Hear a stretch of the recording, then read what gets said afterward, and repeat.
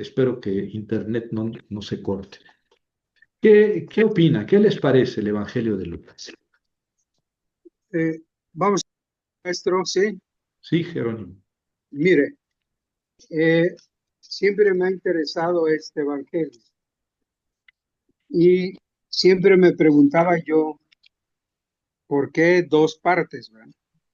El evangelio, el cuarto evangelio, como lo llaman casi todos los padres de la iglesia, dicen cuatro evangelios.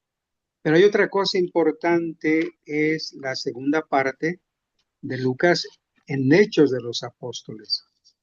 Y esto siempre yo me preguntaba, bueno, ¿y por qué? Pero lo que más me preguntaba también, ¿cómo es tan extenso? ¿Sí? Tan extenso. Y casi todos opinan pues que fue un pagano cristiano, un pagano que se hizo cristiano. Luego también la amistad que tuvo con Pablo, aunque son los apuntes que nos mandó, son muy, digamos, como que era viaje, le gustaba mucho viajar, también a Pablo, no solamente sus viajes, sus cuatro viajes que hizo fuera eh, y en misión, pero también era Lucas bastante andaliego, digamos, misionero, caminante, todo eso. Siempre ha habido la otra cosa importante que me lleva, aparte de lo que ya nos dirán los temas, aunque sea hacer es el Evangelio de los que me llaman mucho, sobre todo en el aspecto que siempre yo lo he visto, que llamaban el Evangelio del Espíritu Santo, porque pues hay bastante relación a ello. También el Evangelio de la oración. Y siempre nosotros termina ahí Jesús orando cuando está ya para morir, Jesús aparece orando. Otra de las cosas bonitas que me llama la atención es la grande insistencia a los pobres. Y en el buen sentido pienso que la situación que él vivió pues era bastante real, una realidad muy grande.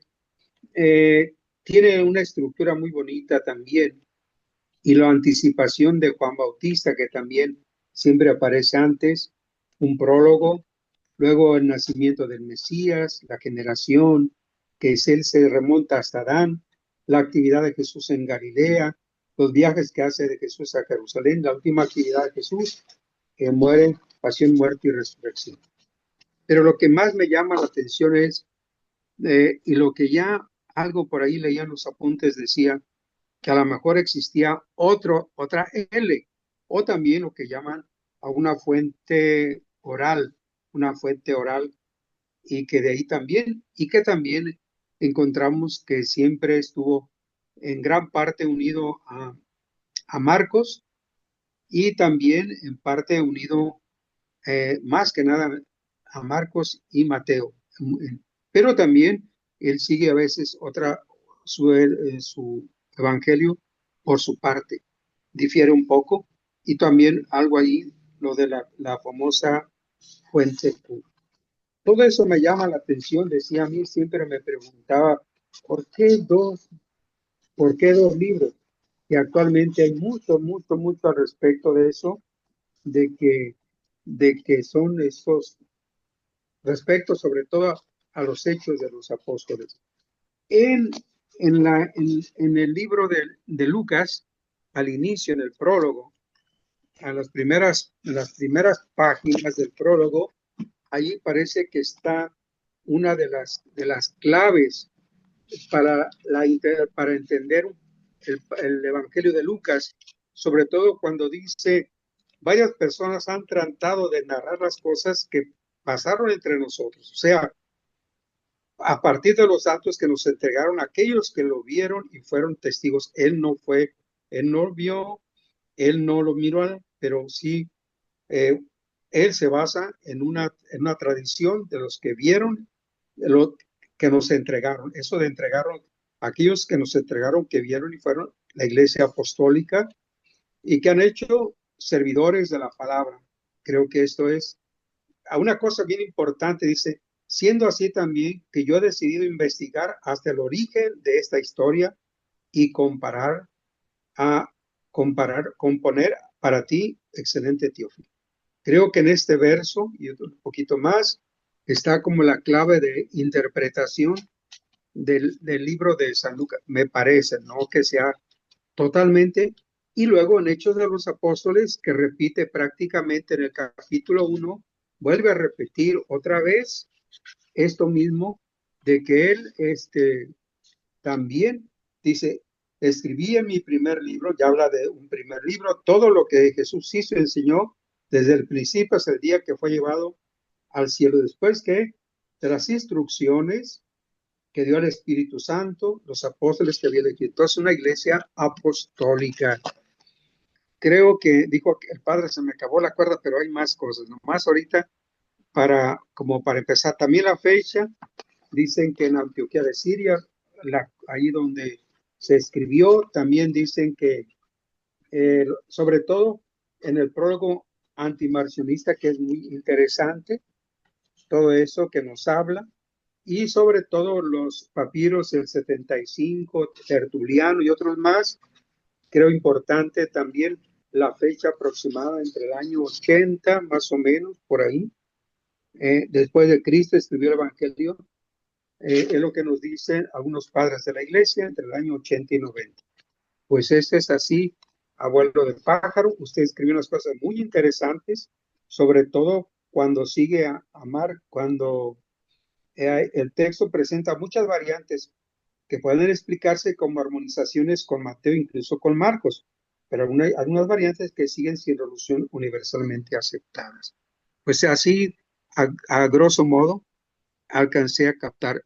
Me gusta mucho, no solamente porque describe una realidad con situaciones muy actuales, sino porque siempre se ha estudiado bastante este Evangelio de Lucas. Nada ¿Sí? más, nada más. Has hecho una introducción realmente buena, Jerónimo, realmente buena. Y de agradecerse, pues ahora mejor tú da la clase. Lo No, digo maestro. lo digo en muy buen sentido porque, o sea, tocaste una gama de puntos muy, muy interesantes. Eh, sí, el Evangelio del Espíritu, el Evangelio de los pobres, el Evangelio de la misericordia, el Evangelio que está continuado en los Hechos de los Apóstoles, la dependencia que guarda con respecto a Marcos, a Q, la fuente propia que se puede llamar fuente L de Lucas, este, la fecha de, sí, ahora la mayoría de los autores se van por los 80, 85 después de Cristo. Si bien los padres de la iglesia anteriores, pues decían que era muy anterior el Evangelio.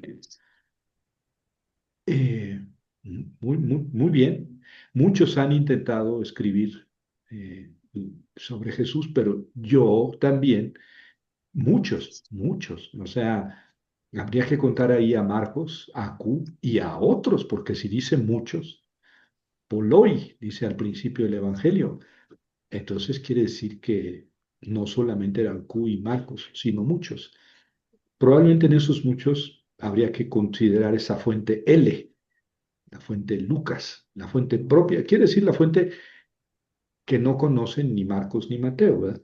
Que no, que por cierto tiene similitudes con Juanito, es algo que puse también en los apuntes.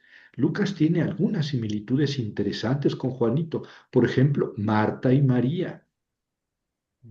Lucas dice que Jesús entró a casa de Marta y María, no habla de Lázaro.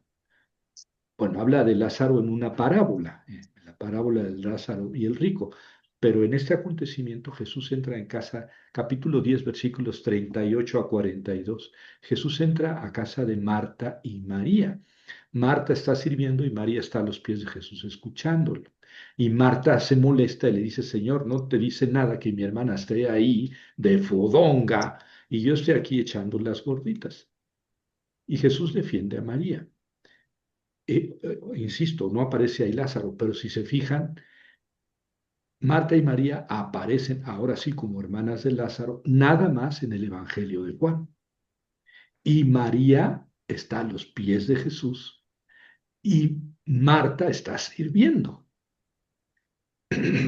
Claro que ahí no se enoja Marta, se enoja Judas, ¿se acuerdan? Porque se derramó un perfume muy caro a los pies de Jesús. Y Judas se enoja y Jesús defiende a María. ¿Mm?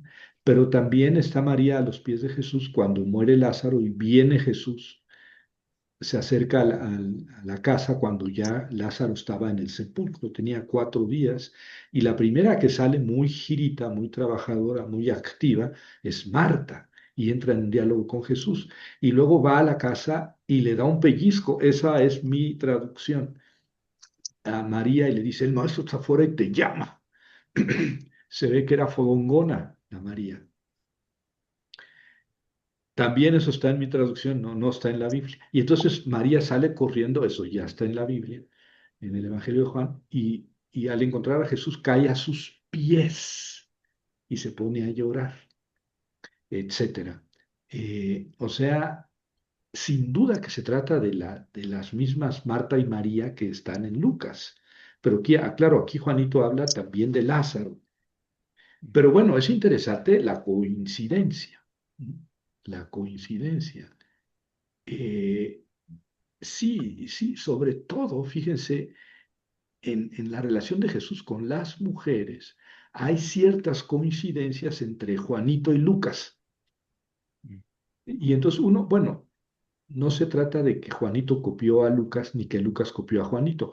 No, pero sin duda que había alguna fuente, probablemente oral, que traía algunas tradiciones que recuperaron Lucas y Juan. Por ejemplo, esa mujer que ungió los pies de Jesús en Betania, la hermana de Lázaro, María, en el Evangelio de Lucas no tiene nombre, es anónima, pero se acuerda que también unge los pies de Jesús, mientras que Mateo y Marcos hablan de que unge la cabeza. Coincidencia entre Lucas y Juanito, unge los pies. Son cosas extrañas, que, bueno, extrañas porque son coincidencias que uno tiene que pensar que se debieron a una fuente común. ¿Verdad?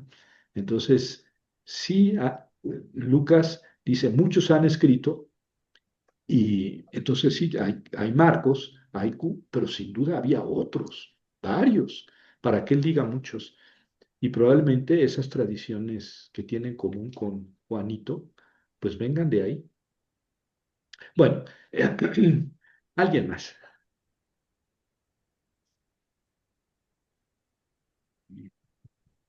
Maestro, y ahora que estás hablando de Marta y de María, bueno, yo no leí tus apuntes, pero algo interesante de Lucas es que tiene pasajes que los otros evangelios no tienen acerca de las mujeres. Él sí considera varios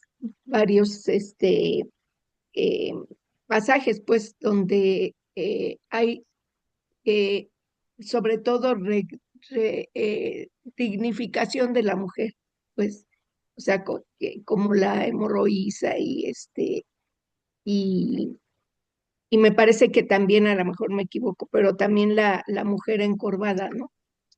Entonces, eh, como lo considera, no es una salud física nada más, sino es una dignificación. Y para esos tiempos, pues ahora y más ahorita, en este momento y en México, tal vez este sea común, pero en esos tiempos, Ah, pues fue muy, muy, muy, muy valioso esa.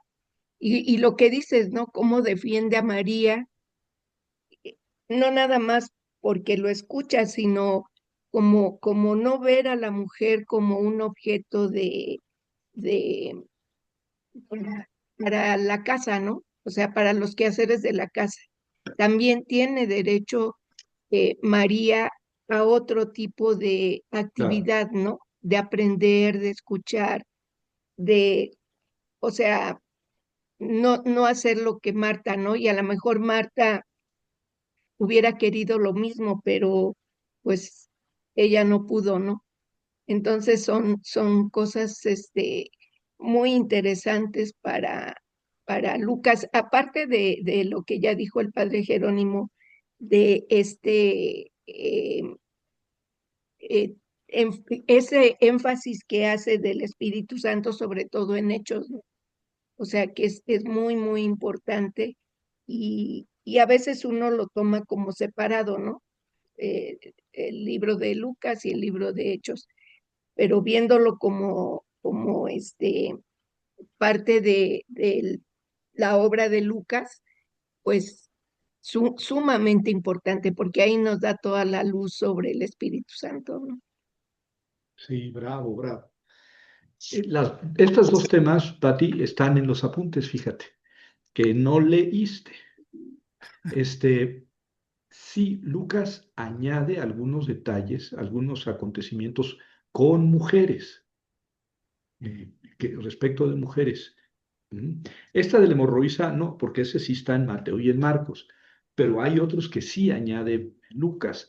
Y ahí en los apuntes les muestro un artículo, un estudio que se pregunta si Lucas es mujeriego, ¿no? Mujeriego, si es dignificador de la mujer, ¿no? Sí, el Evangelio de Lucas. Y la respuesta es que no, la respuesta del autor, y está bien planteado el artículo, porque dice, sí, aquí añade este detalle, este acontecimiento con una mujer, pero noten que añadió adelantito uno sobre varón, que va paralelo, como espejo del de la mujer, añade uno de varón, o primero pone el de varón y luego añade uno de mujer. Este, sí, sí tiene un trato especial hacia la mujer, pero no añade textos sobre las mujeres, ¿verdad? Es decir, añade textos sobre mujeres, pero al mismo tiempo añade el paralelo de varones. Entonces ya se ve que Lucas no tenía tanto la intención, así en mente, de dignificar o de hablar explícitamente sobre la mujer. Sí dignificarla, pero también al varón, al mismo tiempo que al varón. En cambio, Juanito sí es mucho más mujeriego, perdón la expresión, es para que se despierte nada más. Juanito sí es mucho más eh, significativo, trascendente, cuando habla de la relación de Jesús con las mujeres. Fíjense que una vez estaba yo en un congreso aquí, allá en la Ibero, que organizaron los alumnos, por cierto, de teología, que se llamó Freud y Jesús. No sé si tú estabas en ese tiempo, Mario. Freud y Jesús se llamó, yo creo que fue allá por el 2003, 2004. Ustedes no habían nacido. Eh, y estuvo interesantísimo y habló un obispo, ya se me olvidó su nombre, a lo mejor tú lo sabes, anglicano, Pati, anglicano, psiquiatra o psicólogo, ya no recuerdo, pero teólogo, y decía, dio su Blanco, no se apellidaba Blanco, Blanco, Blanco. no era Cuauhtémoc, Ujú. creo que era Ricardo Blanco. Ricardo Blanco, sí, que falleció ya. Ah, mira, Sí, Ricardo Blanco Veledo. sí.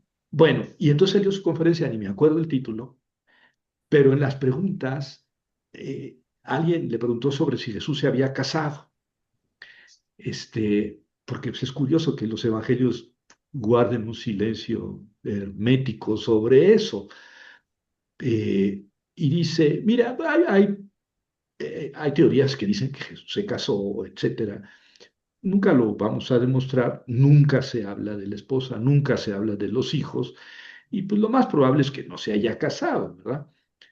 Pero más importante que Jesús se haya o no casado y haya tenido o no hijos, es que en su trato con las mujeres Jesús era algo completamente inédito.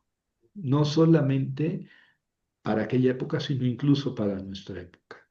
Una horizontalidad, una naturalidad que se ve que Jesús sí sublimó el amor hacia las mujeres, o lo hizo de una manera perfectamente sana psicológicamente. Y esa respuesta me encantó, porque analizando la relación de Jesús con las mujeres, sobre todo en el Evangelio de Juanito, es un hombre, wow, que espanta su libertad, su horizontalidad en el trato con las mujeres. Bueno, más que con Lucas, pero eso también está ahí en el, en los apuntes. Y el otro tema que hablaste, Del Espíritu Santo. sí, claro. Fíjate que hay un libro que sí cito en los apuntes de Hans Conselmann, se llama En el centro del tiempo, o el centro del tiempo. Hans Conselmann. Este, Javier, mándame ese librito ya como último, Javier, ¿ah? Como muy última bien, actividad. Javier. Se lo mando, pero ya no lo, yo creo que ya no lo editan, lo editó Fax, Fax, una editorial que ya no Ya no existe hay. en Madrid. Bueno, pero el asunto de este libro, de este autor, Conselman, es el que puso de moda lo que se llama la crítica de la composición, la que hablamos nosotros. Ese, sí, hay crítica de la tradición, que es lo que el autor recibe, ¿verdad? Oral o por escrito, y crítica de la composición, que es lo que él hace, ¿no? Y él, digamos, es uno de los impulsores de la crítica de la composición. Claro que en alemán a ese paso, a ese punto, le llaman crítica de la redacción. No hay que confundirnos. Pero bueno, es lo mismo que nosotros entendimos durante el curso como crítica de la composición y se refiere al papel del autor, a la aportación del autor sobre las demás fuentes que recibió. Y él es uno de los grandes impulsores y su trabajo es sobre el Evangelio de Lucas. Y el centro del tiempo es Jesús, porque antes está el tiempo del Padre, Dios que guía la historia, y después Dios que se hace historia, y ese es Jesús. Se despeja la cancha, se despeja el escenario para dejar a Jesús solo. Por eso, dice Conselman, Lucas quita a Juan Bautista del bautismo, ¿lo recuerda? Para dejar a Jesús solo en el escenario, porque es el tiempo de Jesús. Y dice ahí cuando las tentaciones, el diablo lo dejó hasta el tiempo oportuno. O sea, eso también analizamos el bautismo. Y el Satán lo deja hasta el tiempo oportuno. Y eso es lo que añade Lucas. Y Conselman lo vio perfectamente, claro, porque al final de la vida de Jesús vuelve el tiempo del diablo, ¿no? El diablo entró en Pedro, tentó a Pedro, etcétera, y a Judas, desde luego. Y después de la muerte y resurrección de Jesús es el tiempo del Espíritu. Y sobre todo, como bien dijiste, en los Hechos de los Apóstoles, el Espíritu Santo es el guía, es el gran protagonista, más que Pedro y más que Pablo. El que guía a la iglesia es el Espíritu. Casi uno se cansa, el Espíritu nos lo permitió, el Espíritu nos lo impidió, el Espíritu nos condujo y lleno del Espíritu. También empieza así el Evangelio de Lucas, ¿verdad? Léanse los capítulos 1 y 2 y señalen todas las veces que aparece la palabra Espíritu o Espíritu Santo, por lo menos 20 veces en los primeros dos capítulos de Lucas. Pero luego deja el escenario a Jesús, es el centro del tiempo. Y después, cuando Jesús ya no está, digamos físicamente, es el tiempo del Espíritu. Es una, digamos, una estructura muy interesante la que presenta Lucas y ese autor, les recomiendo mucho, se lo voy a enviar. Sí, aunque no me lo pidan, si no les gusta, pues no lo bajen. No es tan complicado, pero es un estudio exegético. Es un estudio exegético sobre el Evangelio de Lucas. Bueno, ¿qué más? Buenas noches, doctor. Felipe. Felipe, Rápidamente,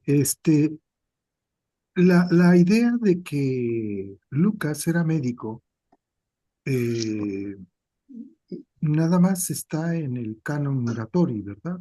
Fuera de eso ya no hay más referencias, primero. Segundo, estoy tratando de acordarme del nombre de un opositor a Marción que narra Eusebio en la historia eclesiástica, que habla precisamente de Lucas como una persona célibe, originario de Antioquía, me parece, y inicialmente que estaba con Pablo, que después eh, continuó por su camino, que murió a los 84 años, célibe, y que estaba lleno del Espíritu Santo. Pero se supone que este personaje era un opositor a Marción. Bueno, son dos de las cosillas ahí nada más. Gracias. Sí, sí, el documento que dices es el prólogo antimarcionita. No, no sé gran cosa de ese prólogo, lo confieso. Este, pero Google, sí, sí, es fácil encontrar eso en Google, el prólogo antimarcionita, contra Marción. Y ahí es donde da esos datos sobre Lucas. Pero también Pablo en la carta a los Colosenses dice que Lucas es médico querido. Ahora, falta que ese médico querido, Sí, Lucas, sobre todo, sea, perdón por la interrupción, sobre todo por lo que usted comentaba en su artículo, la redacción, la narrativa como discurso de Lucas, pues no es propio a la de un especialista o lego en medicina, sino que maneja un discurso similar que los demás. sí, sí, no es, no es que cuando se trate de enfermedades, Lucas diga los diagnósticos. No, no. Vamos, si vamos a analizar el vocabulario con que Lucas habla de las enfermedades y de los enfermos, no es propiamente el vocabulario de un médico, ¿verdad? Vanamente se ha intentado buscar, no, es que aquí se ve, pues no, o sea, analizando las cosas, no es el vocabulario de Lucas especializado en medicina, más que el de Mateo y Marcos. Este, Lucas, Pablo dice que es médico, suponiendo, sin conceder que ese médico, Lucas, fuera el autor del Evangelio, ¿verdad? Ahora ya también discutimos la relación entre Lucas y Pablo, y tampoco hay una teología típicamente paulina en Lucas. No, no. No, Pablo es el rompimiento con el judaísmo, mientras que en los hechos de los apóstoles siguieron en el templo, siguieron yendo al templo muchos años después de la muerte de Jesús, hasta que fueron expulsados de la sinagoga por los propios judíos. Eh, eh, no, no es un evangelio que tenga la teología de Pablo, o sea, desde luego que sí la tiene. Todos son cristianos y tienen básicamente la misma teología, pero que digamos Lucas es típicamente representante de la teología paulina, no. Más bien eso parece que es una tendencia de los padres de la iglesia para darle autoridad al Evangelio de Lucas, dado que no es conocido Lucas, pues discípulo de Pablo, inseparable de Pablo, decía Ireneo. Pues no, nada de inseparable. Ya vimos que estuvieron juntos en algunas circunstancias. Este, no tenemos apoyo para decir que Lucas, el médico querido, haya sido el autor del Evangelio. Porque insisto, el Evangelio y los Hechos no son representantes de la teología paulina, por un lado, y por el otro lado, pues si seguimos el itinerario, las veces en que Lucas estuvo al lado de Pablo, pues no, no es ni con mucho un fiel discípulo de Pablo. Y el otro asunto, ya dejé algo en el tintero, Felipe. No, ya me contestó los dos. Bueno, vamos a hacer un recorrido, ¿les parece? Pues si quieren decir Sí, algo de todas maneras, me dicen, ¿verdad? Al principio les pongo como de costumbre el autor, ¿verdad? El autor del Evangelio y por ende tenemos que hablar un poco al menos del autor de los Hechos de los Apóstoles. Y aquí está en Colosenses el saludo final de Pablo, donde habla de Marcos, primo de Bernabé, y etcétera, ¿no? Eh, que es de la circuncisión, o sea, judío. Y luego lo saluda Epafras, compatriota. Este texto ya lo habíamos visto. Y el médico querido, Lucas el médico querido, ¿verdad? Entonces, como aquí habló de los que son de la circuncisión, Marcos y Bernabé, después habla de los demás, pues entiende que Lucas no es de la circuncisión, es decir, no es judío. Y ahí, pues muchos autores dicen, no, si era judío, pero yo tengo entendido que así más bien la mayoría dicen, no, era un pagano, es un gentil que se hizo cristiano, pero que conocía mucho el Antiguo Testamento, porque lo utiliza mucho en sus escritos. El Evangelio de Lucas es el Evangelio más largo, tiene 24 capítulos, el de Mateo tiene 28, pero contando las palabras, tiene más palabras Lucas, es más largo. Eh, y luego tienen los Hechos, que es casi tan largo como el Evangelio. Entonces son dos obras muy importantes, las de Lucas. El Evangelio, que digamos, pierde un poco de relevancia porque hay otros tres evangelios, pero los Hechos de los Apóstoles, pues es el único libro que habla de la historia de la iglesia, de los primeros años de la iglesia cristiana. Bueno, y entonces aquí les hablo de lo que dicen los autores antiguos, ¿verdad? Empezando por lo que dice Pablo, y luego estos textos ya los comentamos en Romanos 16, 21, que no lo vuelvo a hacer. Eh, Bobón, que ya también creo que comentamos este autor, dice que Lucas es un hombre de la segunda o de la tercera generación, es decir, es un hombre que vivió hacia el año 80 o hacia el año 100 después de Jesucristo. O sea, por tanto, ni conoció a Pablo, ni conoció a Jesucristo. Es un autor posterior, ¿verdad? Que luego se le haya relacionado con Pablo, pues sí, por obvias razones, para darle autoridad a ese evangelio, ¿verdad? Pero bueno, quién sabe, los coscorrones que nos va a dar Lucas ahora que lleguemos al cielo. No, yo sí conocí, bueno, perdóname, pero no parecía que fueras un discípulo directo de Pablo, ¿verdad? Ya hablamos, no me voy a detener en la relación Lucas y Pablo porque hice alguna conferencia sobre eso, y, y sobre los testimonios externos, es el canon de Muratori, precisamente el texto más antiguo. Lo descubrió Antonio Muratori en parece que siglo XIX, finales, y por eso se llama canon de Muratori. Y empieza así. El tercer libro del Evangelio según Lucas, así empieza. Pensamos que tenía también los libros del Antiguo Testamento, porque sería entonces este el primer canon escrito. Es sobre el 180, se escribió este canon, sobre el 180 después de Cristo, y ese sería el primer canon que tenemos. No sabemos si tenía el Antiguo Testamento, pero tenía el Nuevo. Y sin embargo se le cayeron los primeros renglones donde debió haber hablado de Mateo y Marcos. ¿Cómo sabemos eso? Porque dice el tercero, pues sin duda que el primero y el segundo eran Mateo y Marcos. Y es interesante, médico, después de la ascensión de Cristo, como Pablo lo hubiese llevado consigo. Entonces ya es testigo, el canon de Muratori, de que Lucas era el médico y que era discípulo de Pablo.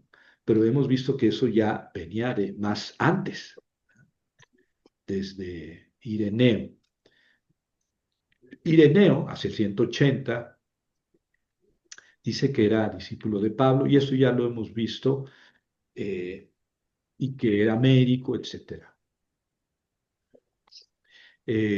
También el prólogo antimarcionita, ¿verdad? Es también de la época de Ireneo, también de la época del canon de Muratori. Y también dice que Lucas era el médico, discípulo de los apóstoles. Esos son textos que coinciden, hacia el final del siglo II, hacia el final del siglo II, en afirmar que Lucas era médico y discípulo de Pablo, ¿verdad? Bueno, el papiro 75 es interesante, es papiro, ¿verdad? O sea, hecho de, de la planta que se llama papiro, es una hoja vegetal, digamos así, y por tanto deleznable, que se escribió entre el 175 y el 225. O sea, es de la misma época que estamos hablando, de Ireneo. Y nuestro evangelio completo, más antiguo, de Lucas, es del siglo IV, el Códice Sinaítico y el Códice Vaticano, completos, ¿verdad? Siglo IV, o sea, 100 años después de esto, o más de 100 años después de esto. Pero claro, tenemos citas de los padres de la iglesia que son anteriores y que nos hablan, si bien no dicen todo el evangelio, pues dan citas con frecuencia y nos hablan de los autores. Bueno, el papiro Bodmer dice Evangelion kata Lucan, Evangelio según Lucas. Tertuliano, ya estamos al principio del siglo III, Orígenes a la mitad del siglo III, son deudores de la tradición de Ireneo. Ireneo, canon de Muratori, prólogo antimarcionita, y estos son posteriores, ¿verdad? Y Eusebio Cesarea, como saben, escribió en el siglo IV, dice que escribió Lucas sobre el año 65. Sí, mientras Pedro y Pablo estaban en Roma. Bueno, eso es algo que no podemos demostrar, ¿verdad? Jerónimo dice que los restos de Lucas, etcétera. Leyendo el Evangelio de Lucas, no parece conocer Palestina, sí, ni algunas costumbres de Palestina. Probablemente él no vivió en Palestina, aunque era muy acucioso en sus investigaciones históricas y puso muchos detalles, pues no conocía la zona. De hecho, esos 10 capítulos que habla de la subida a Jerusalén, desde el capítulo 9, versículo 51, hasta el 19, son 11 capítulos que Lucas dice, camino a Jerusalén, camino de y nunca da un nombre, nunca da un caramba nombre. Por ejemplo, esa visita a Marta y María, no dice dónde. Yendo de camino a Jerusalén, entró en casa de, ¿dónde, mi querido Lucas? Pero se ve que Lucas no tenía suficientes datos, ¿verdad? Y además, bueno, tenía un interés teológico de poner a Jesús más de 11 capítulos camino a Jerusalén. En cuanto a la fecha, pues ya ustedes lo vieron, no sabemos, ¿verdad? No sabemos cuándo se escribió, pero bueno, si Marcos es sobre el 70 y Lucas utilizó a Marcos, pues tenemos que pensar que es del 80, más o menos. Bueno, ya está. Los destinatarios de Lucas, bueno, Lucas escribe a todo el mundo. Eso es interesante porque Marcos escribe a todos, ¿no? Eh, Mateo escribe a judíos que han aceptado la fe en Cristo. Lucas es también universalista, pero ojo, en el Evangelio Lucas no es universalista. El Evangelio de Marcos, si lo recuerdan en la primera lección, la primera clase, dijimos que Marcos y Mateo y Lucas siguen el mismo esquema. Predicación de Jesús en Galilea, predicación de Jesús fuera de Galilea, camino a Jerusalén, predicación en Jerusalén, muerte y resurrección. Y ese es grosso modo el esquema que siguen Mateo, Marcos y Lucas. Pero Lucas no tiene la predicación de Jesús fuera de Galilea. No. Y uno se extrañaría, ¿por qué si Lucas es universalista, no pone la predicación de Jesús fuera de Galilea? Porque eso lo deja para los hechos de los apóstoles. Porque eso lo deja para más después. Los hechos de los apóstoles no son la vida de los apóstoles, no, ni siquiera de Pedro y Pablo, no, porque cuando llega Pablo a Roma, Lucas no dice qué pasó con Pablo. O sea, lo mataron, salió, lo volvieron a prender, cómo murió, no. Y no es que se le olvide a Lucas, o que sea ingrato con Pablo, al que había seguido como fiel compañero hasta Roma. No, lo que pasa es que Lucas está escribiendo la biografía del Evangelio. ¿Mm? El Evangelio partió de Jerusalén, llegó a Roma, ya llegó a Roma ya. Es lo que le interesaba a Lucas. Eh, y esta parte lo deja para después de la muerte de Jesús, mientras que Marcos y Mateo sí tienen una predicación de Jesús fuera de Galilea.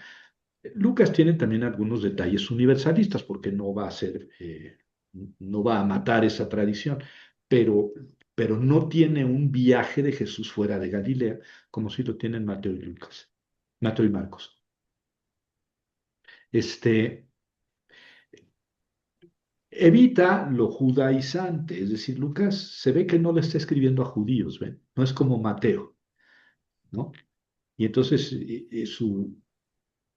sus títulos, por ejemplo, son helenizados, Kyrios, ¿verdad? Señor, epístata, jefe, eh, en vez de rabí o rabuní, ¿verdad? Dice cranion en vez de Gólgota. Gólgota es una palabra hebrea o aramea, si quieren, que quiere decir cráneo, donde fue crucificado Jesús, un lugar llamado Gólgota, el cráneo, porque seguramente tenía forma de cráneo. Pero él dice cranion, ¿ven? Y así sucesivamente. Es decir, se ve que no está escribiendo a judíos. Las citas del Antiguo Testamento son tomadas de los 70. También Marcos y Mateo, pero a veces Marcos y Mateo a veces siguen al texto hebreo. Claro, en griego, pero siguen al texto griego. Lucas es más decididamente eh, seguidor de la Biblia de los 70, es decir, la traducción que habían hecho los judíos al griego. Lugar, pues no está tampoco claro. No parece que se haya escrito en Palestina porque, como decían, hay detalles que nos muestran que Lucas no conocía Palestina, sobre todo esos 11 capítulos en los que nomás nos da un caramba nombre de un pueblo, ¿verdad? Camino a Jerusalén, y no hay más indicaciones. Además de otros detalles, ¿verdad? La tradición antigua varía entre Acaya, Beocia o Roma, ¿no? Donde haya escrito. Las características literarias, bueno, ahí estamos un poquito más a fondo, ya propiamente en el Evangelio, pues sí, las fuentes son Marcos y Q, básicamente. Y también una fuente que podríamos llamar L. Por ejemplo, en la parábola del hijo prodigio. Esa nada más está en Lucas. Entonces, podríamos decir, yo creo que es la parábola más bella de todos los evangelios, la parábola yo la llamo del buen papá, porque no es nada más del hijo pródigo, porque también hay un hijo que no es pródigo y la parábola también trata de él. Entonces llamarla del hijo pródigo es mutilarla, por más de que el personaje principal de la parábola no es el hijo, es el padre. Por eso me gusta llamarla parábola del buen papá. Pues esa nada más está en Lucas. ¿De dónde la tomó Lucas? Entonces, tenemos que plantear una fuente L, porque esa no está en Juan, no está en Mateo, no está en Marcos. Nada más está en Lucas. ¿De dónde la sacó Lucas? Bueno, tenemos de dos sopas. O Lucas la inventó o Lucas la tomó de una tradición oral o escrita, ¿verdad? Entonces, claro, si decimos Lucas la tomó de una tradición oral, entonces esa parábola la atribuiremos a la crítica de la tradición. Lucas la tomó. Si decimos, no, Lucas la creó, Lucas la hizo, entonces crítica de la composición. Lucas la hizo. En cualquiera de los dos casos, el texto es canónico, la fe cristiana dice que es inspirado por Dios, es un regalo de Dios, fue escrito bajo la inspiración del Espíritu. Oye, pero Jesús la dijo, no la dijo. Pues, ¿qué tal si esa respuesta la guardamos para cuando nos vayamos al cielo? Y le preguntamos ahí a Jesús, oye, a ver, Chucho, ven, me quiero tomar una cerveza contigo. Tú dijiste esa parábola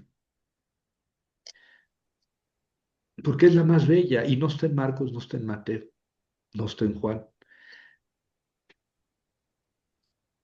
No tendría nada contra la fe cristiana que Lucas lo haya inventado, porque es una creación que hace, digamos, a partir de, primero, del Espíritu Santo, según la fe cristiana, y segundo, a partir de lo que Jesús hizo y dijo, ¿no?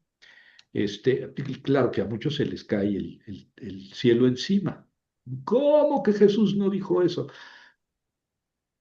Pues tendríamos que acostumbrarnos a esta reacción porque en realidad no sabemos prácticamente nada con certeza de lo que Jesús hizo y dijo. ¿Por qué? Pues por culpa de Mateo, Marcos, Lucas y Juan. Ya lo vimos en el curso. Se toman la libertad de añadir, de cambiar, de quitar con la mano en la cintura. Y eso es que, insisto, lo que muchas veces dije en el curso, los que están mal queriendo ver historia en los evangelios son los lectores de los evangelios, porque a Mateo, Marcos, Lucas y Juan no les inquieta cambiar la historia, independientemente de que ellos creyeran que así pasó como lo estoy diciendo. No, no, porque Mateo hubiera borrado el Evangelio de Marcos y lo hubiera corregido, pero no lo hizo, nada más le cambió, le quitó, le añadió. Lo mismo hizo Lucas. Eso quiere decir que no se peleaban con que hubiera otras versiones, otras maneras de decir las cosas, incluso con cambios fundamentales, ¿no?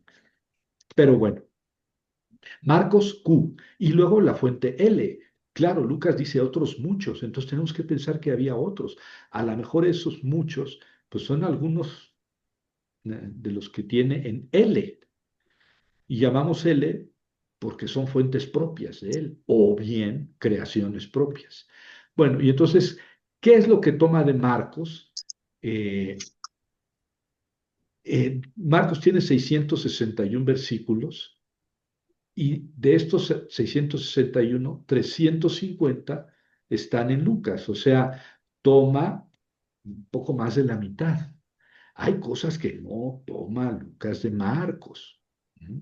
Lucas se va por su camino. Ya les dije que toda esa salida de Jesús fuera de Galilea, Lucas no la pone, no la pone. Esa segunda multiplicación de los panes, una es en Galilea y otra es fuera de Galilea. Pues pone una Lucas. Y ahí se explica todo lo que no toma de Marcos, ¿verdad? Este, Lucas sigue básicamente el orden de Marcos, ¿verdad? Cuando Mateo o Lucas dejan a Marcos, lo abandonan para seguir sus propias fuentes, no coinciden entre ellos. Es decir, no es que Mateo y Lucas se separen de Marcos y sigan la misma tradición entre ellos. No, parece, a ver, permítanme la expresión, cuando abandonan a Marcos se pierden, ¿verdad? Y ya añaden aquí de Q uno y el otro lo añade más después, y uno añade una cosa propia y el otro añade otra cosa propia, y luego vuelven a Marcos y vuelven a coincidir. ¿Por qué? Porque básicamente siguen Marcos, predicación de Jesús en Galilea, camino a Jerusalén, predicación en Jerusalén, pasión, muerte y resurrección. Y siguiendo esa estructura, a veces se separan, pero cuando, le digo, cuando se separan de Marcos, no coinciden Lucas y Mateo. Y por esta razón sabemos que Q no tenía relatos, no tenía narraciones, ¿verdad? Sino más bien dichos. Y entonces Lucas los pone en un lugar y Mateo los pone en otro lugar. Ya vimos que a Mateo le encantó hacer 5 grandes discursos de Jesús. Bueno, sí, pero eso no lo tiene ni Marcos ni Lucas, ¿verdad? Bueno, eh, de Q, bueno, nosotros vimos en Q las tentaciones y ahí vimos clarísimamente que Mateo y Lucas siguen a Q cuando hablan de tres tentaciones en el desierto. Ya saben que Marcos tiene dos versículos, tres versículos en los que habla de las tentaciones de Jesús en el desierto, mientras que Mateo y Lucas tienen 11, 12 versículos donde desarrollan las tres tentaciones. Y aquí les pongo cómo van siguiendo, cómo Lucas va siguiendo su narración, ¿verdad? Este cuadrito es sintético, ¿verdad? Primero sigue a Q, ¿verdad? En los primeros dos capítulos, de 3:1 a 4:15. ¿Por qué empiezo en 3:1? Porque los capítulos 1 y 2, Lucas, son fuentes propias. Es lo de los pastorcitos y Zacarías y Juan Bautista y Isabel y el anuncio a María y la infancia oculta de Jesús y la infancia oculta de Juan Bautista, eso nada más lo tiene Lucas. Eh, pero a partir de 3 está siguiendo a Q, básicamente, siguiendo a Q. En el capítulo del 4 al 6, véanlo aquí, sigue el orden de Marcos. Luego se desprende de Marcos de 6:20 hasta el 8:3 para seguir a Q, que digo, que no son narraciones, sino que son dichos, ¿verdad? Eh, de 8:4 a 9:50 sigue otra vez a Marcos. Luego, ojo, de 9:57 a 13:35 sigue a Q. Y luego, del 14 al 18, que es esa gran subida a Jerusalén, son fuentes propias, ¿verdad? Solamente él las tiene. Como eso de Marta y María está, no, eso está acá. Pero bueno, muchos de los detalles que mientras Jesús subía a Jerusalén, pues solamente aparecen ahí. Saqueo, por ejemplo, todo eso de Saqueo que se sube al árbol, solamente está en Lucas. Eh, y luego en el capítulo 18 vuelve a tomar a Marcos, en el 19 vuelve a sus fuentes propias, en el 19 al 21 vuelve a tomar el Evangelio de Marcos, no exactamente, ya lo sabemos, pero sí más o menos como guía. En los capítulos 22 y 23, que es la pasión, muerte y resurrección, bueno, pasión y muerte de Jesús y su predicación en Jerusalén, sigue a Marcos, pero Lucas se distancia bastante de Marcos. Y en el capítulo 24, fuentes propias, porque eso de que los discípulos de Maús, que ocupa una gran parte del capítulo 24, pues nada más está en Lucas, nada más está en Lucas. ¿Mm? Que fueron por lo menos 5 mujeres al sepulcro y que curiosamente hay un joven, no, dos jóvenes que les dicen a las mujeres, no está aquí, acuérdense lo que les dijo estando en Galilea. Y ellas recordaron sus palabras. Entonces, ojo, si ellas recordaron, es que ellas estaban cuando Jesús les dijo que tenía que ir a Jerusalén, morir y al tercer día resucitar. Pero si ustedes van a esos momentos en que Jesús, las famosas tres, ¿cómo se llama? Predicciones de su pasión, muerte y resurrección, no hablan de mujeres, ni Marcos, ni Mateo, ni Lucas, en ninguna de esas tres circunstancias. Pero aquí en el sepulcro, el detalle que recuperamos por Lucas, les dicen aquellos dos jóvenes, a las mujeres, les dicen, acuérdense lo que les dijo estando todavía en Galilea, que era necesario que... Y ellas recordaron sus palabras. Y eran por lo menos 5 mujeres, ¿verdad? Eh, Y eso es un detalle muy interesante, pero que nada más está en Lucas. Y luego vienen los discípulos de Maús, que es una narración larguísima, muy bella también, pero nada más está en, en Lucas, ¿verdad? La prisión de Juan Bautista, recuerden que mete en la cárcel a Juan Bautista poco antes del bautismo. eh, Coincidencias menores que tienen Mateo y Lucas contra Marcos. Es interesante. ¿Mm? A veces dice uno es Q, pero a otros dicen no, es que lo que pasa es que Lucas, en la redacción final de Lucas, sí conoció a Mateo. Y eso lo discuto aquí un poquito, ¿verdad? La redacción final de Lucas sí conoció a Mateo, pero entonces tendríamos que preguntarnos por qué tantas cosas que dice Mateo, Lucas no las dice, si al final el último redactor lucano conoció a Mateo. Y eso ya está más difícil de explicar. Por eso la solución clásica es Mateo y Lucas copiaron a Marcos y a Q. Y lo demás son fuentes propias o creaciones propias. Digamos que eso es lo más, la tradición o la explicación más común. Hay que explicar algunos duplicados en Mateo y en Lucas. Este cuadrito es muy interesante. Yo les aconsejo que hagan algunos de estos ejercicios. Por ejemplo, voy a tomar este de aquí. Y si, ni siquiera voy a decir de qué se trata porque además no me acuerdo.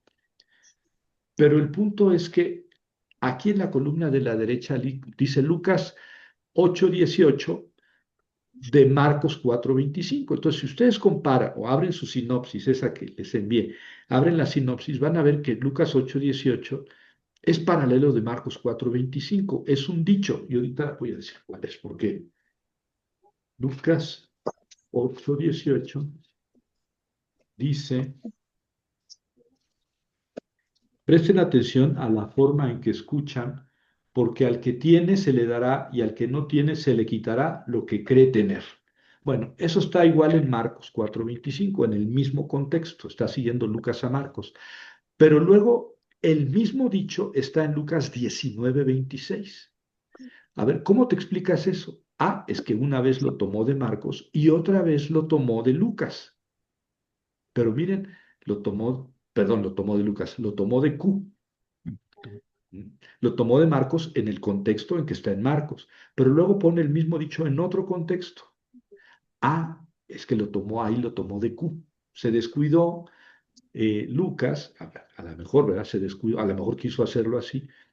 Y entonces uno lo toma de Marcos en el contexto de Marcos y luego toma el dicho solo de Q, que ya ha dicho que no tiene contexto, que son solamente dichos, y lo tiene en el capítulo 19, versículo 26. Resulta que Mateo hace lo mismo. Mateo 13:12 toma el mismo dicho de Jesús de Marcos 4:25, la columna de la derecha. Toma el mismo dicho de Jesús en el contexto en que lo tiene Marcos, ¿verdad? Pero Mateo vuelve a tomar ese mismo dicho en otro contexto, ¿verdad? Se ve que en Mateo 25:9 lo tomó de Q. En Mateo 25:9 Jesús ya está en Jerusalén. ¿Mm? Y ahí lo tomó de Q porque está nada más el dicho, no está en el mismo contexto que está en Marcos 4:25 y en Mateo 13:12. Ahora, si ustedes ven el contexto de Lucas 19:26 y Mateo 25:29, son contextos completamente diferentes, ¿verdad? O sea, cuando Mateo y Lucas toman de Q, el contexto es diferente, cada quien lo pone donde quiere. En cambio, cuando lo toman de Marcos, está en el mismo contexto de Marcos. Y entonces aquí tienen un ejemplo completo, pero por ejemplo, aquí está en Lucas lo mismo, Lucas 8:8 está en Marcos 4:9 en el mismo contexto, y luego Lucas lo pone en 14:35 tomado de Q. Mientras Mateo en 13:9 lo toma igual de Marcos 4:9, pero luego ya no lo vuelve a tomar. Es decir, lo ve en Q, pero ya no lo toma. Ah, ¿ven? Entonces, estos ejercicios nos sirven como para aguzar la vista y ver si Javier escribió bien estos ejercicios, porque no crean, los pongo y luego los hago yo mismo y digo, no, me equivoqué, no es así. Pero entonces, si ustedes me dicen, oye, Javier, fíjate que tal te equivocaste porque esto es así, así, se lo voy a agradecer mucho y les voy a poner un punto más en la nota final del curso. Pero aquí está digamos, la demostración, si lo quieren tomar así, de la existencia de Q, porque hemos dicho que Q no hemos descubierto, no lo hemos encontrado físicamente, probablemente ni existió físicamente, pero probablemente existió más de un Q por escrito, ¿verdad? Pero a partir de estos análisis podemos escribir exactamente qué decía Q y ese libro que ya les mandé, ¿verdad? En cuanto a la fuente L, eh, ya dijimos, no sabemos si Lucas lo escribió él lo inventó o él lo recibió de otra fuente, no lo sabemos. Lo mismo nos pasa con Marcos. ¿Marcos recibió o inventó? Pues no lo sabemos. Si Marcos era un súper teólogo, que es mi idea, y él tomó de la tradición y él fue el que estructuró el Evangelio como un año en la vida pública de Jesús, que empieza en Nazaret y termina con la muerte y resurrección en Jerusalén. Y él fue el gran inventor, el gran teólogo, o si todo lo recibió. Marcos era medio taradito, perdónenme la expresión, y no hizo nada, él no creó, no puso nada, él nada más escribió. Así lo pinta un poco la tradición, ¿verdad? Él escribió todo lo que Pedro dijo y nada más lo que Pedro dijo. Y tal vez a raíz de eso digamos, se, se redujo, se devaluó a Marcos, pero yo tengo la impresión de que Marcos era un gran teólogo. Y se acuerdan de su pleito con, con Pablo. Bueno, aquí les puse el material propio de Lucas. Tal vez eh, debería yo de poner el cuadro y abajo qué dice, o sea, de qué trata cada uno de estos textos. Pero como ven, son muchos, ¿verdad? Eh, Todos esos textos son propios de Lucas. Lucas es el que más textos propios tiene. Bueno, tiene muchísimos textos que solamente él tiene. Ahora, en alguna conferencia yo hice un análisis de estos textos propios, ¿verdad? Hay muchos milagros, la pesca milagrosa, la resurrección del hijo único de una viuda en Naim, la curación de la mujer encorvada, de la que nos habló ahorita Patti, la curación de un hidrópico, la curación de los 10 leprosos. Eh, en cuanto en los milagros hay tres, en los milagros 3 y 4 hay distinción debido a que Jesús cura en sábado. Bueno, también hay 10 parábolas que añade, ¿verdad? La más bella de todas es la del buen papá, ¿verdad? Pero tiene otras 9 que añade.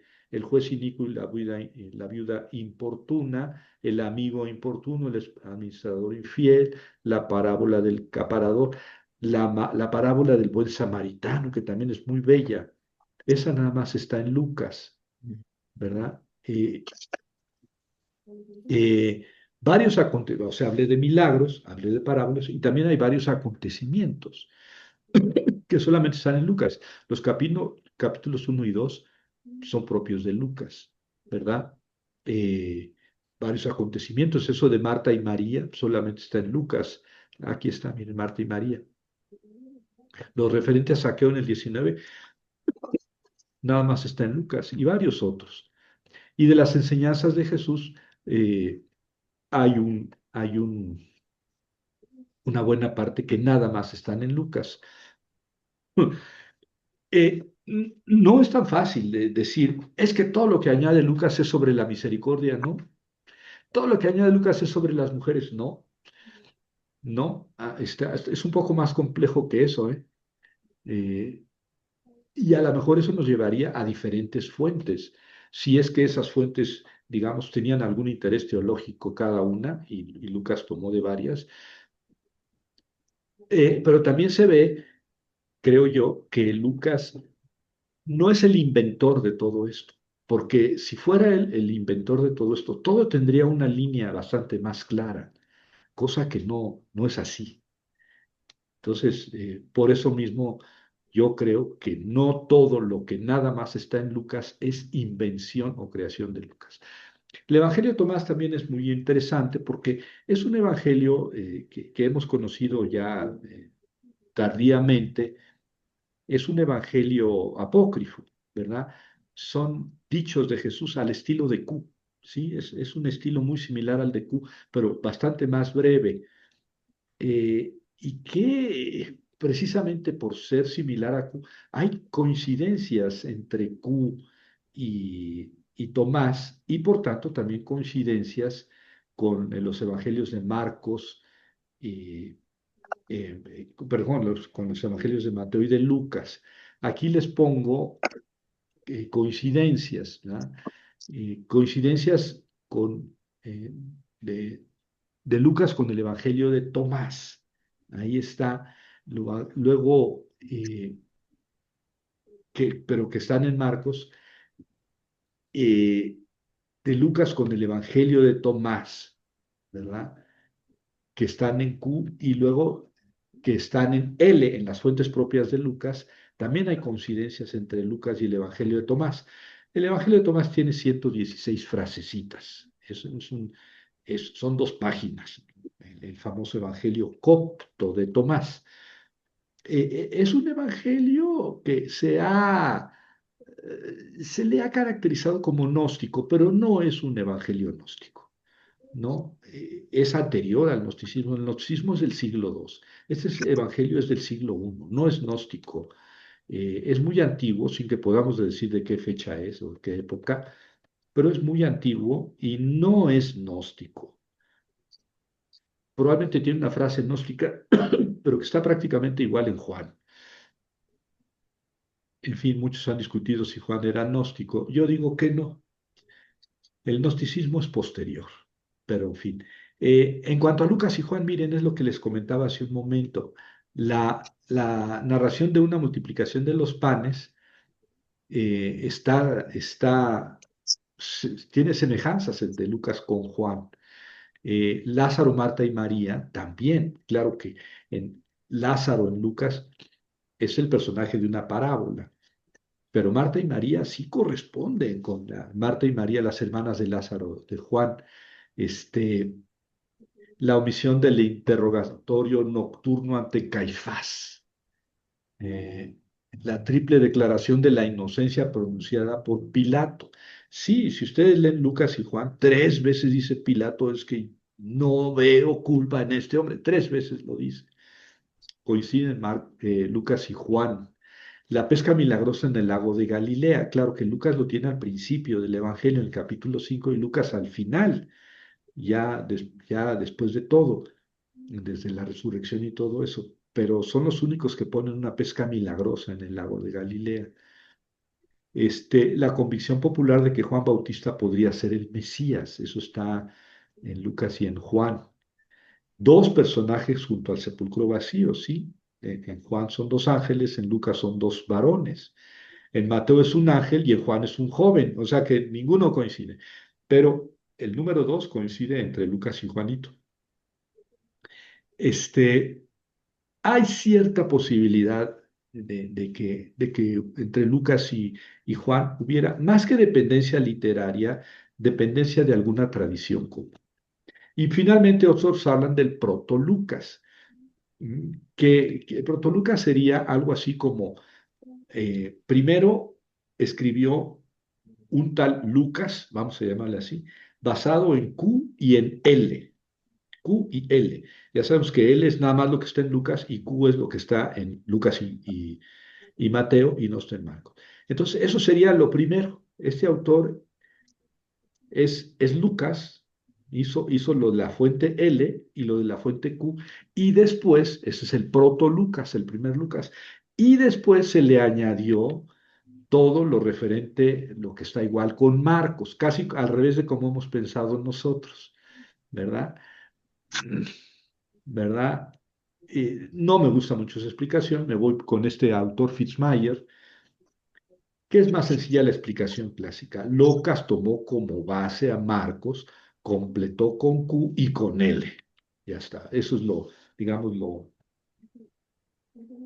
lo más aceptado. Pero vaya usted a saber qué es lo que pasó, ¿no? El griego de Lucas es un griego muy bueno, no es un griego clásico, es un griego koiné, es un griego helenístico, pero es un griego bueno. Eh, ya está. En cuanto al vocabulario, pues ya la otra vez les puse algo del vocabulario sobre Mateo. Sobre el vocabulario de Lucas es interesante, ¿eh? Eh, Creo que este párrafo que me brinqué tiene 2055 palabras diferentes, 2055, de las cuales 971 son japas. ¿Qué quiere decir esto? Que nada más él las utiliza, nada más Única, Lucas. Y única. 325 son dislegómena. ¿Qué quiere decir dislegómena? Que está nada más dos veces en Lucas.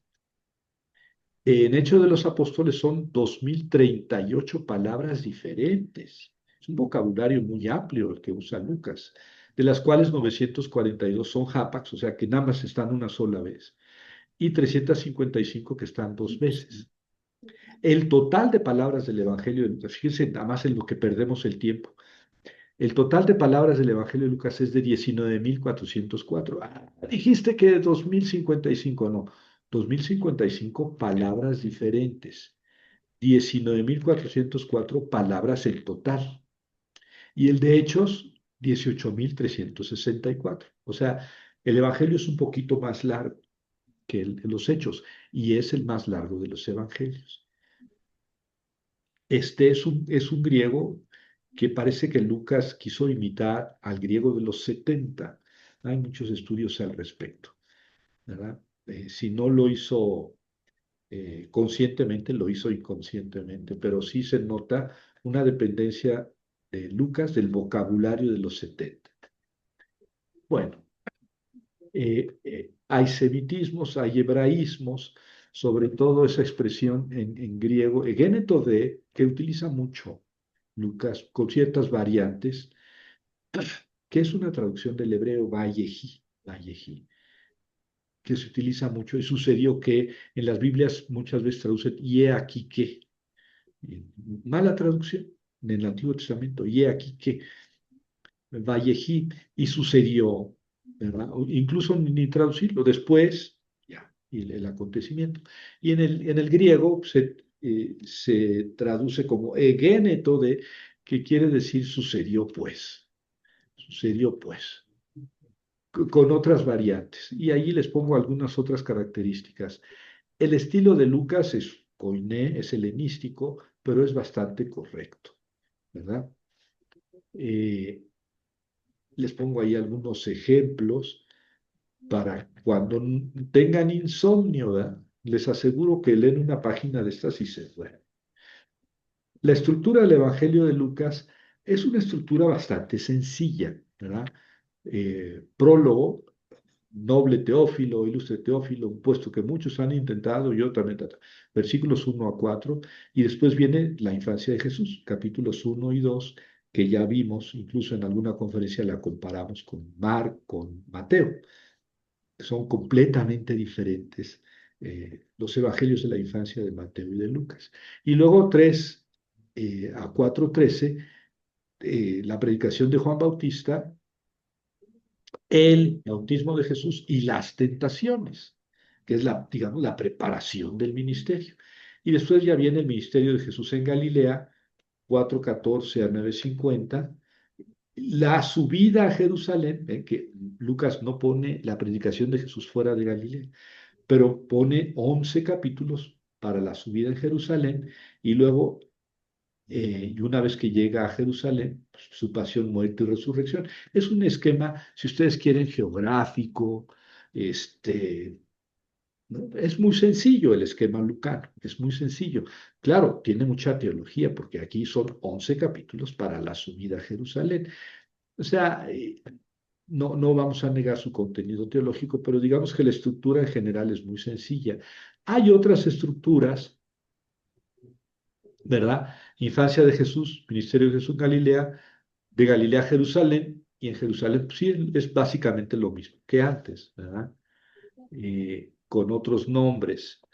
Aquí tienen otra estructura en 8 puntos, ¿verdad? Pero aquí me separa el prólogo y luego los relatos de la infancia, capítulos 1 y 2, y después Juan Bautista y el bautismo y tentaciones, Jesús en Galilea, es lo mismo que el anterior, viaje de Jesús a Jerusalén, lo mismo, pero luego me ponen aquí un apartado aparte de Jesús en Jerusalén, la última cena y el proceso muerte y después los relatos de la resurrección. Como ven, podíamos dividir, ¿no? Cada uno de estos podíamos dividirlo en dos, pero el esquema general es bastante claro. De Lucas es bastante claro. Eh, Principales ideas teológicas, ¿verdad? La división de la historia en tres partes. Aquí les pongo ese 23, es la cita, la referencia. Yo puse la referencia esta 23, pero luego ya no aparece la cita, a lo mejor en la siguiente página.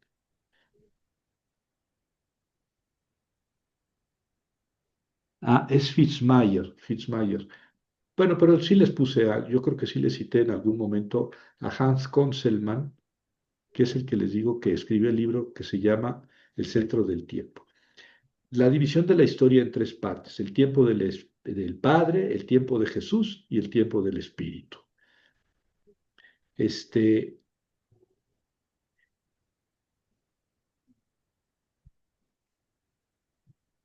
el tiempo de Israel es la ley y los profetas, es el tiempo del Padre, ¿verdad? Que llega incluso hasta Juan Bautista, y después viene ya el tiempo de Jesús y después el tiempo de la iglesia.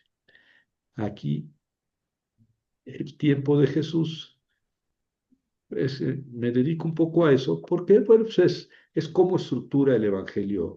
O sea, ¿cuál es la idea? Sí, sigue una estructura muy sencilla Lucas, pero eh, tiene su idea, su intención teológica, ¿verdad? Cuando entra Jesús en escena, me quita al Bautista y me quita a todos y me deja a Jesús. Después viene el tiempo de Satanás, la tentación, la muerte, la resurrección de Jesús, y viene el tiempo, ahora sí, de la iglesia o el tiempo del Espíritu, ¿va? Es el tiempo de la iglesia.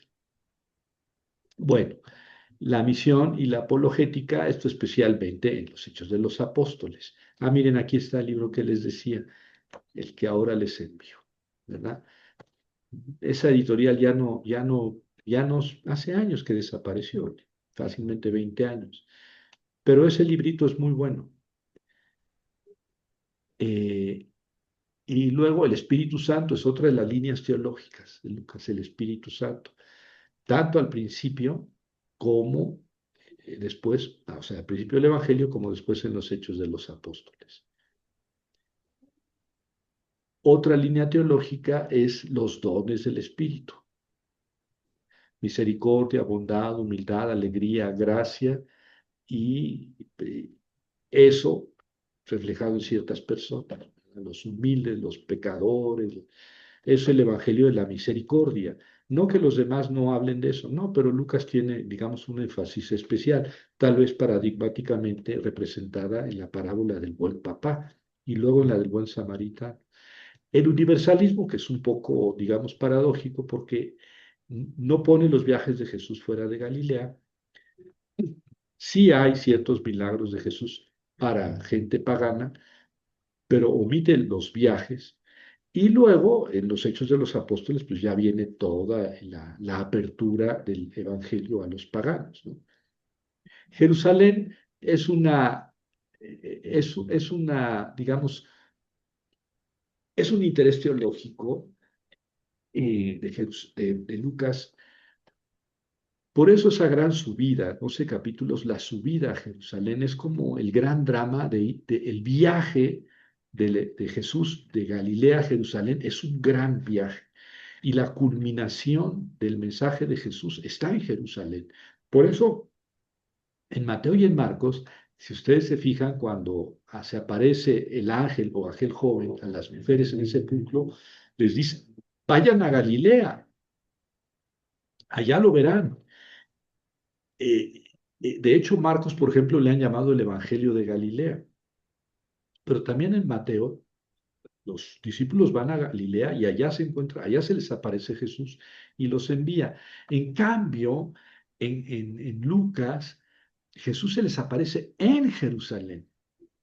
En Jerusalén, ese mismo domingo, se aparece, se los cachetea y luego sale al monte de los olivos y se va al cielo, ese mismo domingo, este, en Jerusalén, ¿verdad? Y les dice, ustedes permanezcan en Jerusalén, no se muevan de Jerusalén hasta que sean revestidos del poder de lo alto. Es un poco al revés de Marcos y Mateo, ¿ven? ¿Por qué?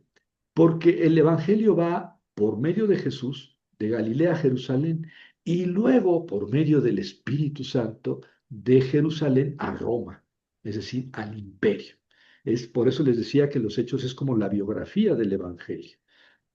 Pero eh, los hechos de los apóstoles empiezan en Jerusalén. Los primeros 13 capítulos, 15 capítulos son en Jerusalén. Básicamente, ahí viene el concilio famoso de Jerusalén en el capítulo 15 y de ahí es donde salen los apóstoles a la predicación. Lucas, digamos que se engancha con Pablo, sigue los vericuetos de Pablo hasta que muere, bueno, hasta que llega a Jerusalén, a Roma. Es el evangelio de la oración. En varias ocasiones Jesús añade que Jesús está en oración, ¿verdad? Por ejemplo, cuando escoge a los 12, Jesús se pasa la noche en oración, según San Lucas, ¿verdad? Y en algunos otros momentos. Por eso también se le llama el evangelio de la oración. Y luego es un evangelio muy cristológico. Todos los evangelios son cristológicos, o sea, tratan de Jesús y de quién es Jesús. Jesús es Dios, es el Salvador. Pero si ustedes se van al capítulo 1 y 2 de Lucas, desde ahí ya se presenta toda la cristología lucana. Tú serás llamado hijo de Dios porque Él va a salvar a su pueblo y será el Mesías. Y ya desde el inicio, mire, el ángel le dijo, no temas María porque has hallado gracia ante Dios. Vas a concebir en el seno y darás a luz un hijo a quien pondrás por nombre Jesús. Yeshua, que quiere decir Salvador. Él será grande, será llamado Hijo del Altísimo. El Señor Dios le dará el trono de David, su padre. Dijo María al ángel, ¿cómo será esto? Pues no conozco varón. El ángel le respondió, el Espíritu Santo vendrá sobre ti, el poder del Altísimo te cubrirá con su sombra, por eso el que va a nacer de ti será santo y será llamado Hijo de Dios. Vean la concentración de títulos cristológicos. Hijo del Altísimo, Hijo de Dios, Santo, Salvador, o sea, eh, se lució Lucas, ¿verdad? Digamos que en el proemio de su evangelio hizo toda una descarga de los títulos cristológicos eh, que después se van a ir desarrollando poco a poco en el Evangelio. Pero ya desde el principio está esa gran confesión, es el Hijo de Dios, el Hijo del Altísimo, no en sentido suave, en sentido duro, es decir, no como todos somos hijos de Dios, no, sí, sí, pero Él es Hijo de Dios en el sentido de Dios mismo, es el sentido fuerte. Bueno, no sé si algún otro asunto de cristología. Si algún otro punto de teología, de líneas teológicas de Lucas. La escatología, sí, sí. La escatología, escatos quiere decir lo último, ¿verdad? La escatología es el tratado de lo último, es qué va a pasar al fin del mundo. Lucas suaviza la escatología, ¿eh? Eh, Esto quiere decir que ya Lucas se empezaba a convencer que Jesús no iba a venir pronto. Pablo Pablo sí dijo a los corintios, cuando venga Jesús, nosotros los que estemos vivos, no nos vamos a ir hacia el cielo, vamos a ser transformados. Y los que estén muertos van a resucitar, ¿verdad? O sea, Pablo esperaba a él ver la segunda venida de Jesús. Digamos que Jesús mismo también, dijo, no pasará esta generación sin que todas estas cosas sucedan. Al principio, hay que decirlo, el mensaje de Jesús era escatológico, ¿verdad? Pero Con el tiempo, pues ya se fueron dando cuenta de que Jesús probablemente se iba a tardar. Ninguno se imaginó que se iba a tardar más de 2000 años. Pero Lucas fue suavizando el tono escatológico de Jesús. La eclesiología, bueno, Jesús funda una, no, no es que Jesús funde una iglesia, sino que da origen a la fundación de la iglesia. La iglesia se funda en Pentecostés, después de la muerte de Jesús. Vamos, todo el mundo lo dice así, la iglesia se funda en Pentecostés. Pero Jesús preparó una iglesia, escogió apóstoles y claro, no nos vamos a pelear de si el Papa y los obispos y todo eso, porque eso ya lo hemos tratado en otras conferencias. Esto, fíjate, Pati, esto que te decía, las mujeres en el Evangelio de Lucas, aquí está eh, el complemento masculino. Bueno, está la anunciación y luego el complemento masculino. Claro, está la anunciación a María y después la anunciación a Zacarías. Y aquí yo digo que es María la Madre de Jesús, así como comentario para tenerlo en mente. Está la visitación que no tiene contraparte, está el Magnificat que tiene como contraparte el cántico de Zacarías, también centrados en María, la Madre de Jesús, la profecía de Simeón y es la profecía de Ana, Jesús entre los doctores que no tiene contraparte, la madre y los hermanos de Jesús, y luego dice mi madre y mis hermanos son, ¿no? Dichoso el seno que te llevó, dichosos más bien. La curación de la suegra de Pedro, la curación de un endemoniado. Es decir, se van balanceando. Así están básicamente en los otros evangelios, pero fíjense esto, había muchas viudas, etcétera, y Naamán el sirio fue curado, no, no, no un judío. La curación de un hijo único de una madre viuda, la curación del siervo del centurión. O sea, siempre Lucas busca no equilibrar entre los sexos, masculino y femenino, eh, sino mostrar la totalidad, ¿no? Jesús viene para todos. Y por eso esto de que Lucas añade muchos textos sobre mujeres, pues sí, los mismos que añade sobre varones. Eh, bueno, ese es un artículo que después yo fui digiriendo y lo puse así. Es notorio que Lucas introduce varios acontecimientos en los que participan mujeres, pero tiene siempre el cuidado de añadir otros tantos en los que participan varones, ¿verdad? Y etcétera. Aquí está el- el texto del que saqué eso, con el que me basé para eso. Sí, yo estoy seguro que ustedes ponen eso en Google y les envía el artículo. Claro que está en inglés. Bueno, y luego relación de los hechos de Lucas con los hechos de los apóstoles y el texto. Esto está un poco chistosito, el papiro 75, que es del siglo tercero. Ya decía yo que es del temprano, el siglo tercero, 225 por ahí, ¿verdad? Y tiene todo esto. Porque a veces decimos, el papiro 75, sí, pero tiene gran parte del Evangelio de Lucas, ¿verdad?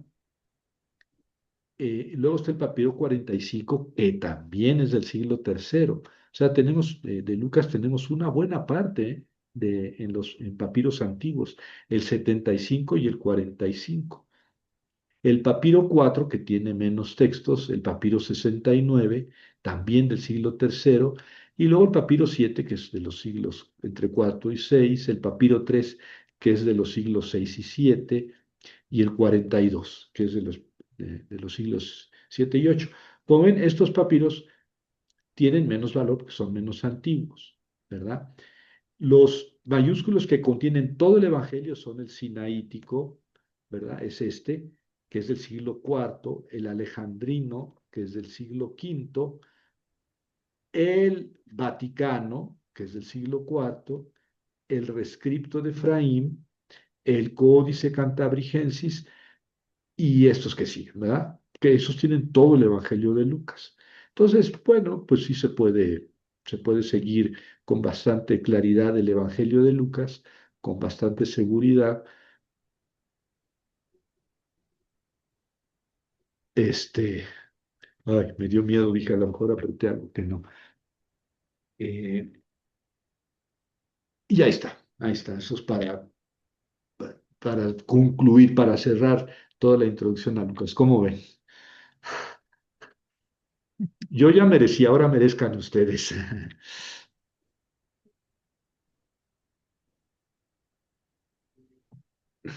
Maestro, bueno, una, como una reflexión de fe. em,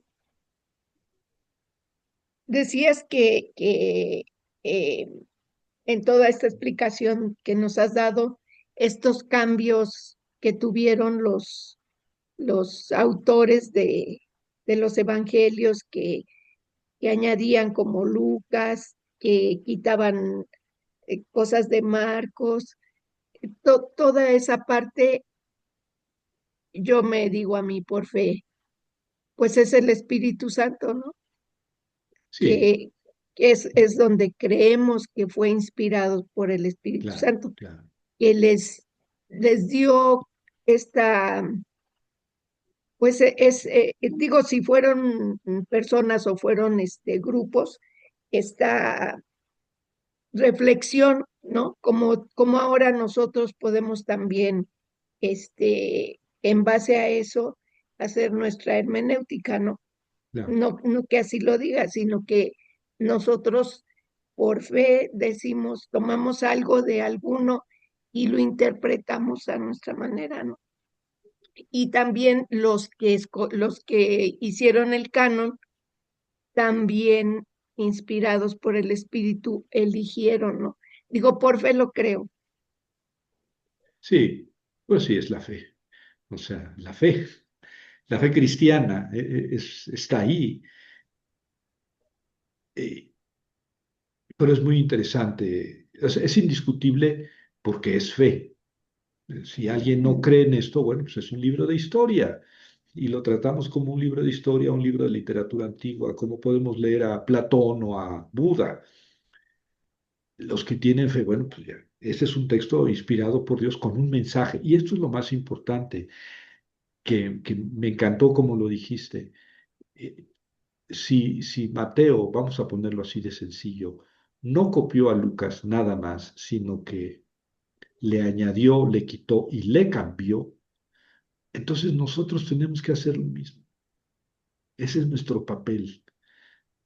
Sí, es decir, actualizar el sentido del Evangelio, porque si no nos quedamos con un texto de hace 2000 años, para hace 2000 años, de hace 2000 años.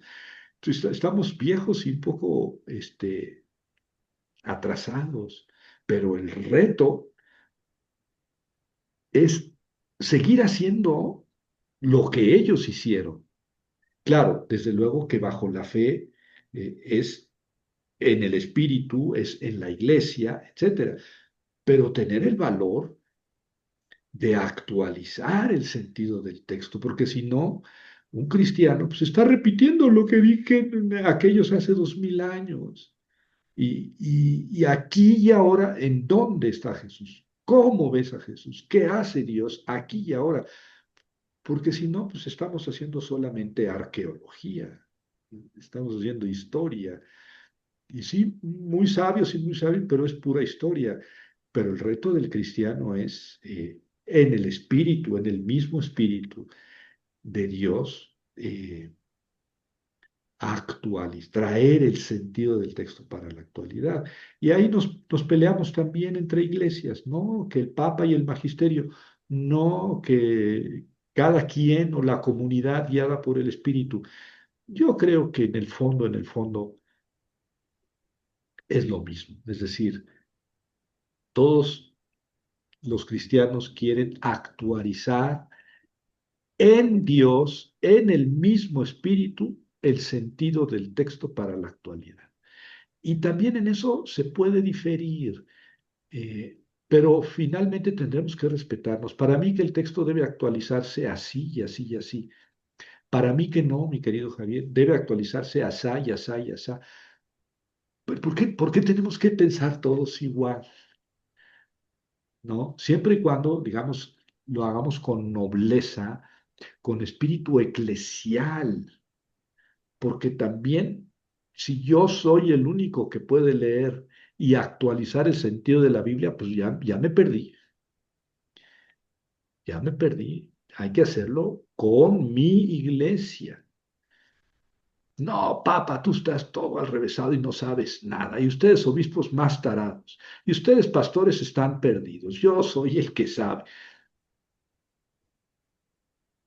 Mm. Maestro Sí, Javier, padre. Sí, Jerónimo. hace, Adelante. hace tiempo, cuando estaba estudiando, casi terminando teología, a mí me llamó la atención sobre todo las instrucciones de Jesús y que es el capítulo 24 antes de la ascensión.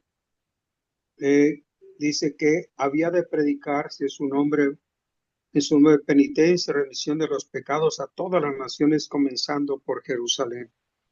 Empieza en Jerusalén, termina en Jerusalén. Y a mí me llamó eso la atención, por lo cual me decidí hacer tomar esta misión.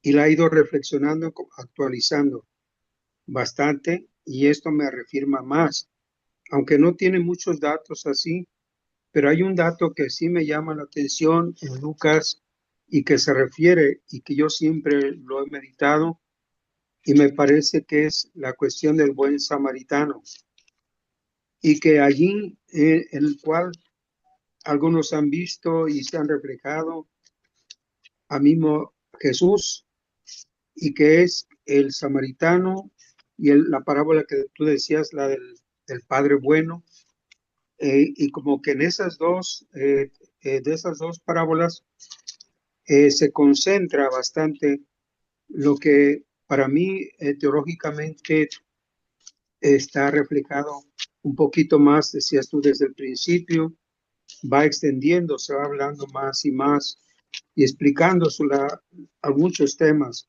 pero en en esas dos parábolas siempre yo he visto como que está reflejado en el capítulo 15 del Padre Misericordioso, en el capítulo 15 de Lucas, me parece, y el buen samaritano, me parece que está muy concentrada, bastante concentrada, lo que el Lucas nos ha querido, el, la parábola del hijo pródigo, me parece, o del Padre bueno, y también la otra parábola del buen samaritano. Más que nada, esas se han hecho bastantes lecturas y a mí, sobre todo en esa actualización, me parece que es como un concentrado fuerte de su pensamiento, de muchas más temas y quizás, como tú dices, no aparece porque es propia, sobre todo del Padre Bueno, que es la parábola que no se encuentra en otros evangelios, es porque está solamente en Lucas.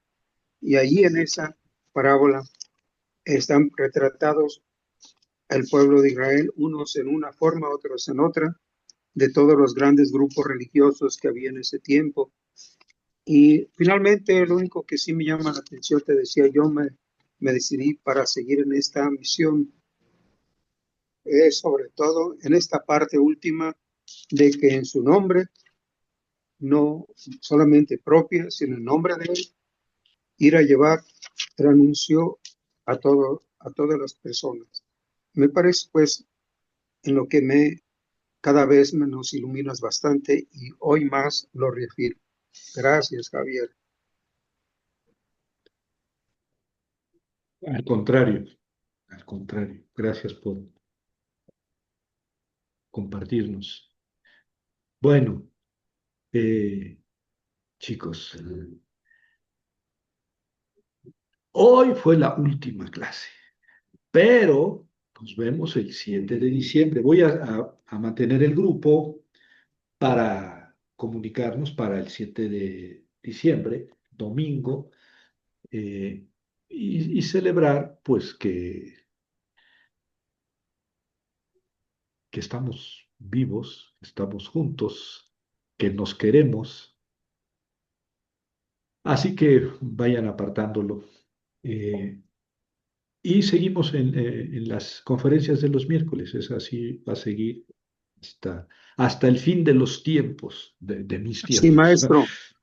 Para el 7 de diciembre cuenten ustedes con un pastel que ya ustedes lo pueden compartir, ¿sí? Les envío para un pastel, no porque no quiera ir, porque estamos las de la fiestas aquí de la parroquia y más cosillas, pero en cualquier rato voy a tu casa, Javier, primeramente Dios. Serás bien recibido. Aquí tienes una recámara, puedes quedarte el tiempo que quieras y serás muy bien recibido. Muy, muy queridamente recibido, Jerónimo. Bueno, ¿seguimos, cuates?